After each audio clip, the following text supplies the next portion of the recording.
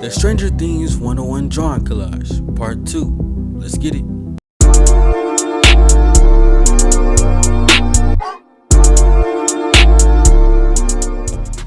Yes sir, 101 gang, 101 fam, welcome in and welcome back to some more 101 art. As you can see, we got the Hawkins crew here looking clean as ever, man. They ready. And I know you guys are ready for part 2 as well.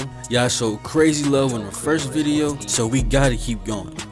So let's go ahead and lock in. As you guys know, every character I draw is solely based off the season I feel like they were at their very best, or simply where they had their best moment. Starting it all off, we have Max, aka Mad Max. Now for Max, it was too easy to decide which season she was at her best, which is of course season 4. And I know you guys agree with this one. And if you don't, all I gotta say is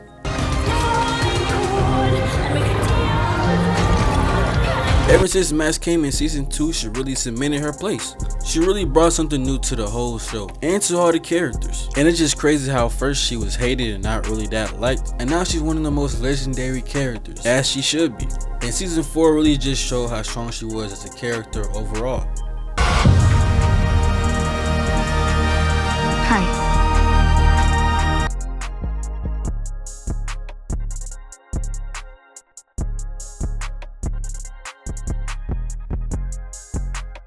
Next, we got a character that took over the show whenever she was on screen, man. You can't spell America without Erica. The one and only Erica. And of course, I'm going with season 3. Now, she had her little moments in previous seasons before, but when she really got her change, she went on the most iconic runs a character can ever do on the show. Be useful. She really became one of the funniest and smartest characters of the show, and she be on timing.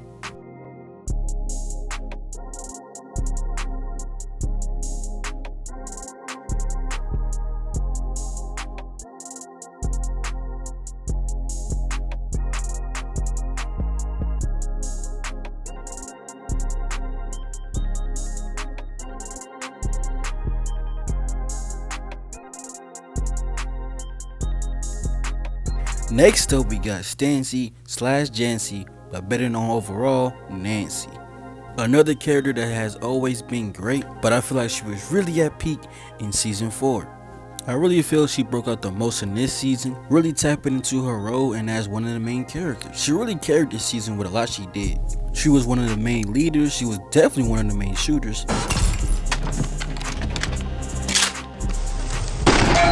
And she was one of the main ones tapping into the Vecna files. She was really exposing that boy. And overall, you know what I'ma say. She was on timing.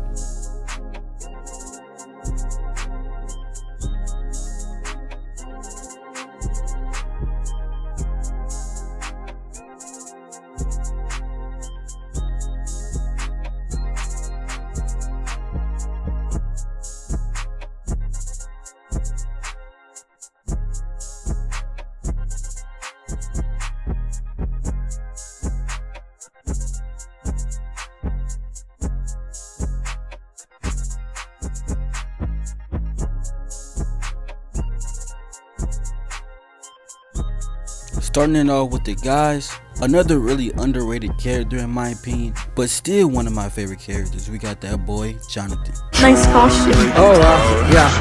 I'm going as a guy who hates parties. I'm Samantha. Jonathan.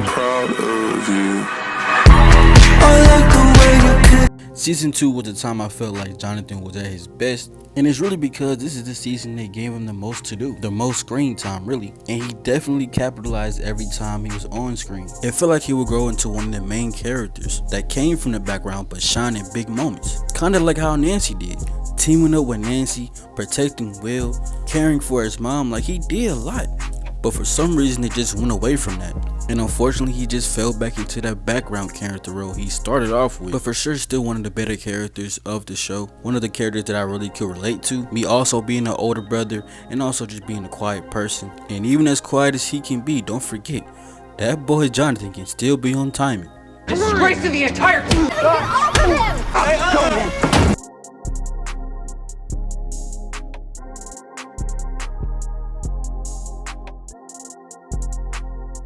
Next up, we got one of the coolest characters to ever grace this show.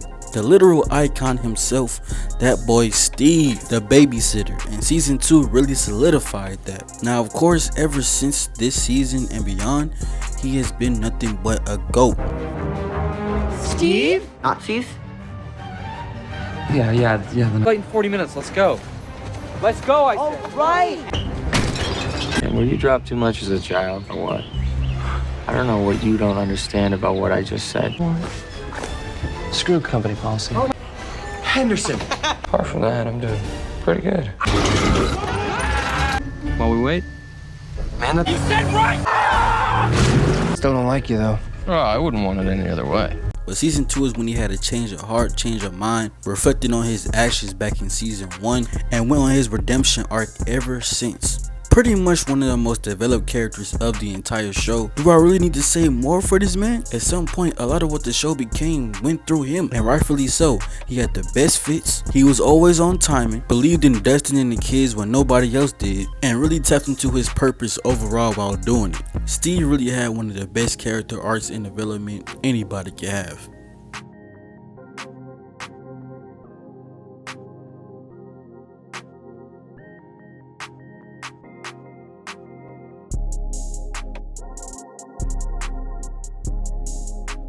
And last but not least, you want to talk about a legend? You want to talk about one of the greatest character runs in a season alone? Eddie Munson, season 4, is one of the greatest to ever do it. But now, all seriously though, he just came out of nowhere, really giving a spark to the show that we didn't even know we needed.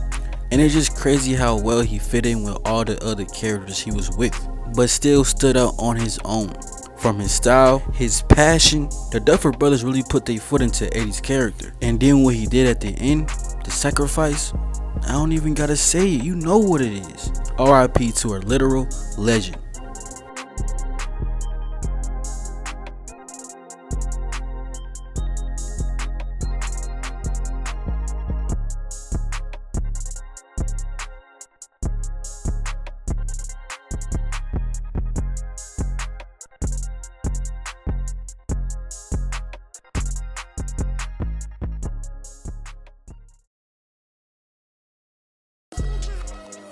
Well, there you have it, y'all, part 2 of this collage. And man, just look how great it came out, y'all.